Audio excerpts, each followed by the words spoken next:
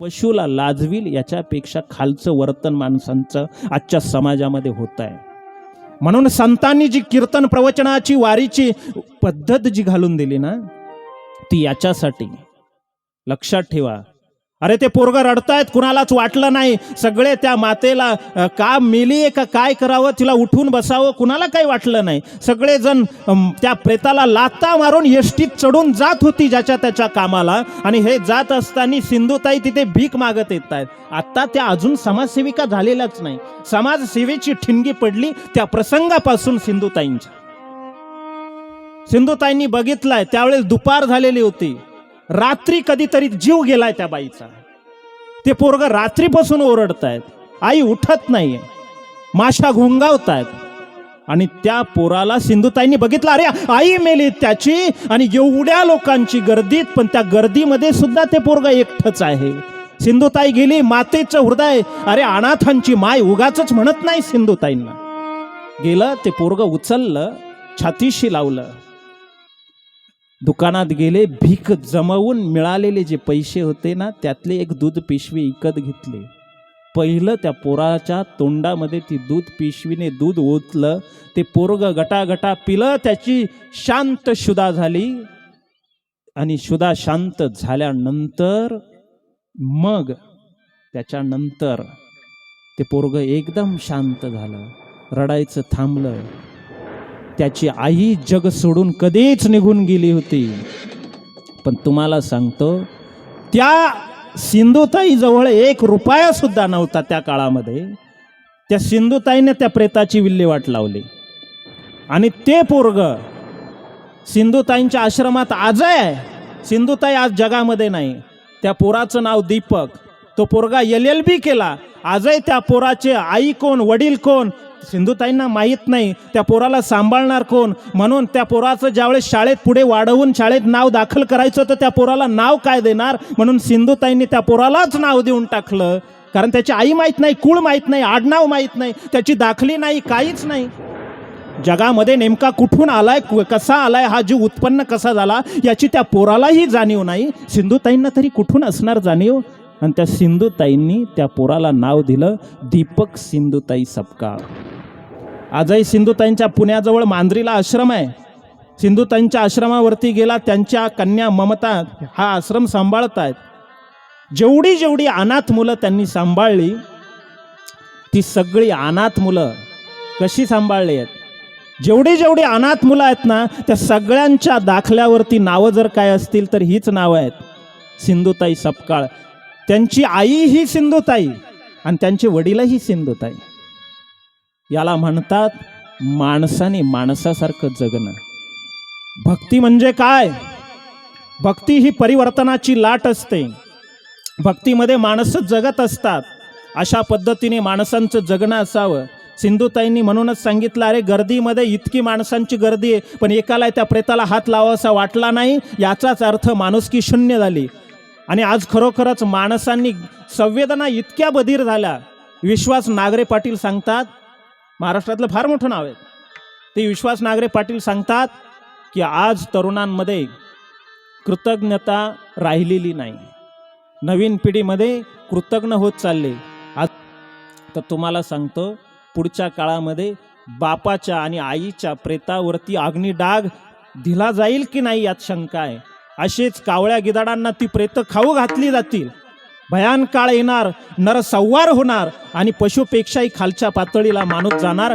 गेंड्याच्या कातडी पांघरल्यासारखा समाज झालाय, आज बधीर झालाय, काही समजत नाही. शेजारच्या घरामध्ये दारुड्या नवऱ्याने दरवाजा लावलाय, त्या बायकोला झोडपलाय आणि तिच्यावरती पेट्रोल टाकून तिला पेटवलाय. आणि ती गायीसारखी हंबरते, मला वाचवा, मला वाचवा, मला वाचवा.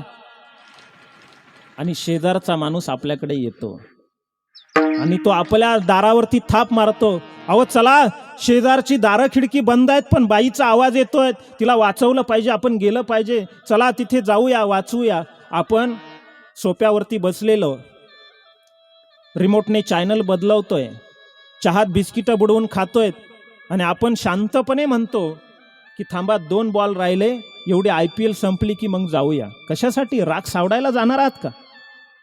जर आमच्यामध्ये जर हे विचारांचं परिवर्तन येत नसेल, ही कृतज्ञता येत नसेल, तर माणूस मोजायचा कसा? मानवाचं मूल्यमापन काय करायचं? आज मनुष्यत्व, आचार्यांनी विवेक चूडामणी नावाचा ग्रंथ आहे. त्या विवेक चूडामणी ग्रंथामध्ये आचार्य सांगतात की 3 गोष्टी दुर्लभ आहे. एक म्हणजे मुमुक्षत्व दुर्लभ आहे, दुसरं मनुष्यत्व दुर्लभ आहे, आणि तिसरं संतांची संगत दुर्लभ आहे. आचार्य सांगतात की मनुष्यत्व इतकं दुर्लभ आहे ना, तुम्हाला मिळालंय, या देहाचा आपण वापर केला पाहिजे. माणसं, मला असं वाटतं, मी अनेक ठिकाणी ऐकतो की ही कृतज्ञता. विश्वास नागरे पाटील म्हणतात की काय झालंय माहिती का, पूर्वी ही जुनी लोक बसलेली आहेत, कधीतरी काटा टोचायचं आणि पायातून रक्त यायचं. रक्त स्वस्त नव्हतं, रक्त फार महाग होतं, रक्त डोळ्यांना दिसणं फार दुर्मिळ होतं. आज मुलं टी व्ही बघतात ना, तर टी व्हीमध्ये जर टी व्ही पुढे बसली किंवा मोबाईलमध्ये बसली तर 1760 वेळेला ते रक्त बघतात. दिवसातून कमीत कमी 100 वेळेला त्यांनी खून मारामाऱ्या केलेल्या बघितलेल्या असतात.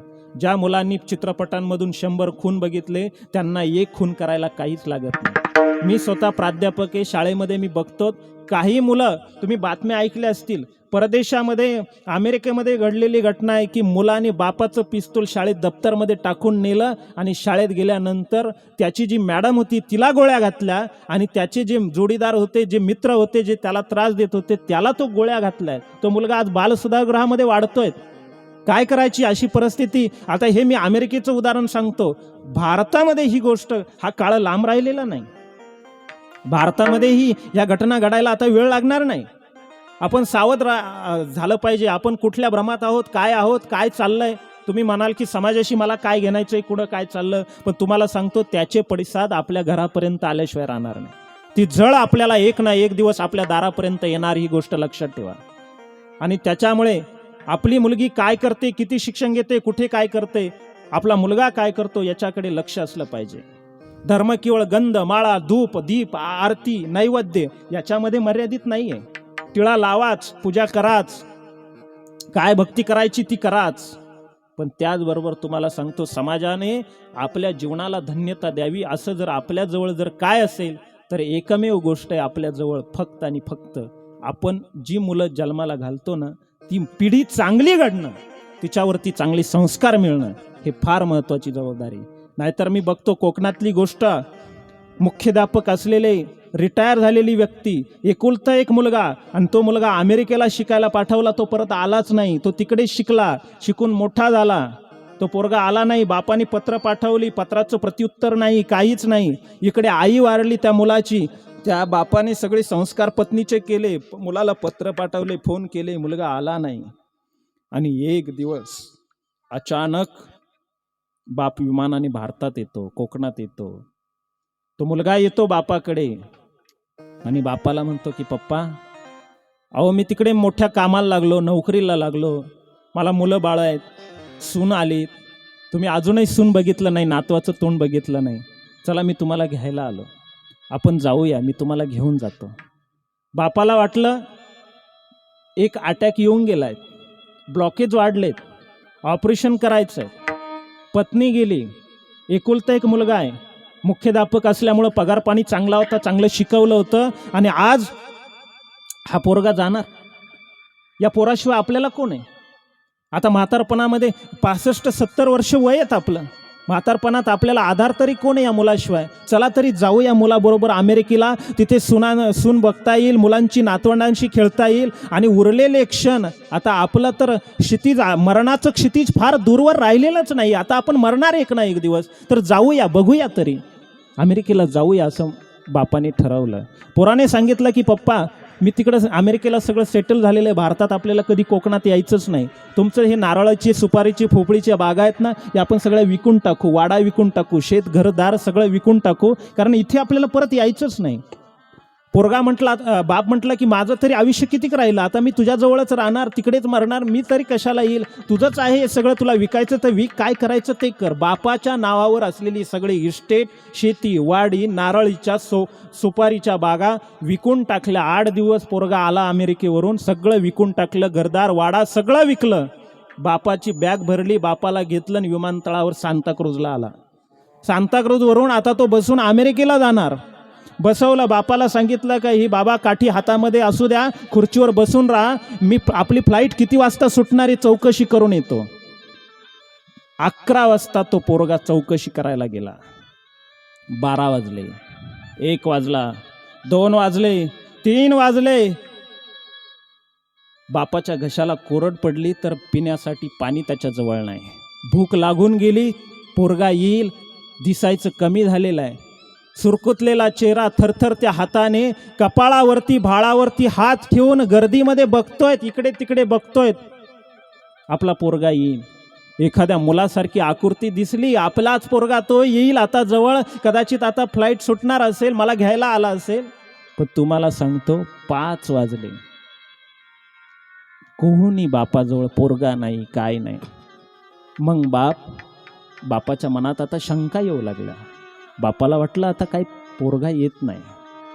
बाप उठला, काठी टेकत टेकत चौकशी ऑफिस जवळ गेला. खिडकीत तोंड घालून त्याने आतमध्ये विचारलं. आतमधून आवाज आला, बाबा तुमच्या मुलाचं नाव सांगा.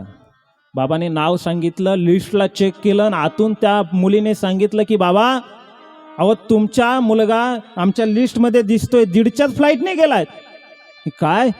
हो. आणि मग बापाला यायचं. आत्ता मात्र डोक्यामध्ये आलं, चक्कर यायला लागले, गरगर व्हायला लागली, डोळ्यापुढे अंधारी आली आणि बापाच्या हातातून लटलट कापणारी काठी गळून पडली. बाप धब दिशी खाली बसला, डोक्याला हात लावला. होतं नव्हतं घर गेलं, सगळं संपलं. आता काय करायचं जीवनामध्ये? 70 वर्षाचा तो बाप, ज्याने मुख्याध्यापक होता, शिक्षक होता, 40-45 वर्ष ज्या माणसाने सर्व्हिस केली, अनेक पिढ्या त्याने घडवल्या, डॉक्टर, इंजिनियर, वकील, प्राध्यापक केल्या, आणि त्याच्याच मुलाची अशी अवस्था झाली. त्याला वाट्याला असं आलं, काय पाप त्या बापाने केलं होतं. नारळाच्या सुपारीच्या बागा गेला, वाडा गेला, सगळं गेलं. आता कुठे जाणार, कुठे भीक मागणार?